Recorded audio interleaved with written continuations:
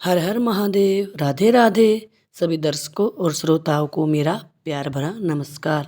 प्यारे भक्तजनों, आज मैं आपको भगवान शिव के परम प्रिय भक्त श्री हरिकेश जी की कथा सुनाऊंगी, जो भगवान शिव की कृपा से भगवान शिव की प्रिय काशी नगरी में दंडपाणी के रूप में स्थित हैं। प्यारे भक्तजनों, आइए अब कथा स्टार्ट करते हैं। प्राचीन काल में रत्नभद्र नामक एक प्रसिद्ध और धर्मात्मा यक्ष गंधमादन पर्वत पर रहता था। उनके पूर्णभद्र नाम का एक पुत्र उत्पन्न हुआ। अंत में अनेक भोगों को भोगकर उस रत्नभद्र ने भगवान शिव के ध्यानपरायण होकर भगवान शिव के शिवलोक को प्राप्त किया। अपने पिता के शिवलोक चले जाने के बाद पूर्णभद्र ने संतानहीन होने से अपनी पत्नी कनक कुंडला नाम की यक्षिणी से कहा, प्रिय, मुझे पुत्र के बिना यह राज्य और महल सब कुछ शून्य मालूम होता है। कनक कुंडला बोली, प्राणनाथ, आप ज्ञानवान होकर पुत्र के लिए क्यों खेद करते हैं? यदि यही इच्छा है तो पुत्र मिलने का उपाय कीजिए। इस जगत में उद्यमी लोगों को क्या दुर्लभ है। जो प्राणी प्रारब्ध के भरोसे रहते हैं वह नितांत कायर पुरुष हैं, क्योंकि अपना किया हुआ कर्म ही प्रारब्ध है और कुछ नहीं। इस कारण प्रतिकूल प्रारब्ध को शांत करने के लिए समस्त कारणों के भी कारण रूप भगवान शिव की शरण में जाना चाहिए। यदि आप सर्वश्रेष्ठ पुत्र चाहते हैं तो भगवान शिव की शरण ग्रहण कीजिए। अपनी पत्नी की बात सुनकर यक्षराज ने गीत वाद्य से भगवान शिव का पूजन कर पुत्र की अभिलाषा पूर्ण की। उनका नाम हरिकेश रखा। पुत्र उत्पन्न होने की प्रसन्नता से उसने अनेक दान पुण्य किए। जब हरिकेश 8 वर्ष का हुआ तभी से वह खेल में रेत का शिवलिंग बनाकर दूरवा से उनका पूजन करता और अपने साथियों को शिव नाम से ही पुकारता था। वह रात दिन हे चंद्रशेखर, हे भूतेश, हे मृत्युंजय, हे नीलकंठ आदि पवित्र नामों का उच्चारण करता रहता और मित्रों को प्रेम करता हुआ बार बार इन्हीं नामों से पुकारता रहता था। उसके कान भगवान शिव के नाम के अतिरिक्त किसी अन्य चीज को ग्रहण नहीं करते थे। वह शिव मंदिर को छोड़कर किसी अन्य जगह नहीं जाता था। उसके नेत्र बस भगवान शिव को देखने की इच्छा करते थे। वह सपन में भी भगवान शिव को ही देखा करता था।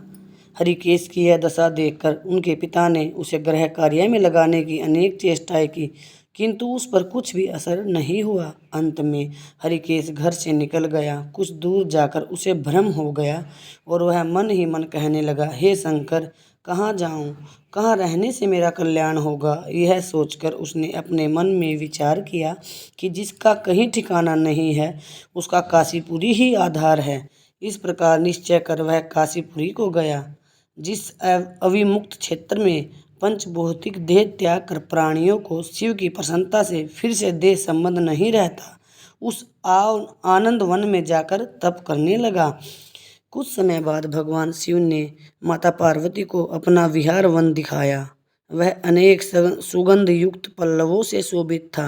भगवान शिव बोले, हे देवी, जैसे तुम मुझको बहुत प्रिय हो वैसे ही यह आनंद वन भी मुझे बहुत प्रिय है। मेरे अनुग्रह से इस आनंद वन में मरे हुए को जन्म मरण का बंधन नहीं होता, अर्थात वह फिर संसार में जन्म नहीं लेता। पुण्यात्मा के कर्म बीज भगवान विश्वनाथ की प्रज्वलित अग्नि में जल जाते हैं, उसी से फिर वे गर्भाशय में नहीं आते। काशीवासी लोगों के देहांत के समय मैं ही तारक ब्रह्म ज्ञान का उपदेश देता हूँ, जिससे वो उसी क्षण मुक्त हो जाते हैं। कलयुग में भगवान विश्वनाथ देव का दर्शन, पूजन, काशीपुरी, भागीरथी, गंगा आदि का सेवन और दान विशेष फलदायक होता है। हे देवी, काशीवासी सदा मुझ में ही बसते हैं, इसमें मैं उनको अंत में संसार सागर से पार कर देता हूँ, यह मेरी प्रतिज्ञा है। इस तरह वार्तालाप करते करते भगवान शिव उस स्थान पर गए जहाँ हरिकेश समाधि लगाए बैठा था। उसको देखकर पार्वती जी ने कहा, भगवान, यह आपका तपस्वी भक्त है। समाधि में बैठे हुए अपने इस भक्त को वर देकर इसका मनोरथ पूर्ण कीजिए। इसका चित्त केवल आप में ही लगा है और इसका जीवन भी आपके ही अधीन है। माता पार्वती की बात सुनकर भगवान शिव उसके पास गए और उन्होंने समाधि में बैठे हुए हरिकेश को हाथ से स्पर्श किया। दया सिंधु का स्पर्श पाकर उस यक्ष ने आंखें खोलकर अपने सम्मुख प्रत्यक्ष अपने भगवान को देखा। गदगद स्वर में यक्ष ने कहा कि हे शंभो, हे पार्वती पते, हे शंकर, आपकी जय हो। आपके कर कमलों का स्पर्श पाकर मेरा यह शरीर अमृत रूप हो गया है। इस प्रकार प्रिय वचन सुनकर भगवान शिव बोले, हे यक्ष, तुम इसी क्षण मेरे वर से मेरे क्षेत्र के दंडनायक हो जाओ। आज से तुम दुष्टों के दंडनायक और पुण्यवानों के सहायक बनो और दंडपाणि नाम से प्रसिद्ध होकर सब उद्भट गणों का नियंत्रण करो। मनुष्यों में सत्य, अर्थ और नाम वाले संभ्रम, ये दोनों गण सदा तुम्हारे साथ रहेंगे। तुम काशीवासी जनों के अन्नदाता, प्राणदाता, ज्ञानदाता हो जाओ और मेरे मुख से निकले तारक मंत्र के उपदेश से मोक्षदाता होकर नियमित रूप से काशी में निवास करो। भगवान शिव की कृपा से वहीं हरिकेश यक्ष काशी में दंडपाणि के नाम से जाना जाता है और भक्तों के कल्याण में लगा रहता है। प्यारे भक्तजनों, आप सभी को भगवान शिव के परम भक्त श्री हरिकेश जी की यह कथा कैसी लगी? कमेंट में हर हर महादेव लिखें। प्यारे भक्तजनों, इस कथा को सुनने के लिए आप सभी का कोटि कोटि धन्यवाद। राम राम सभी को।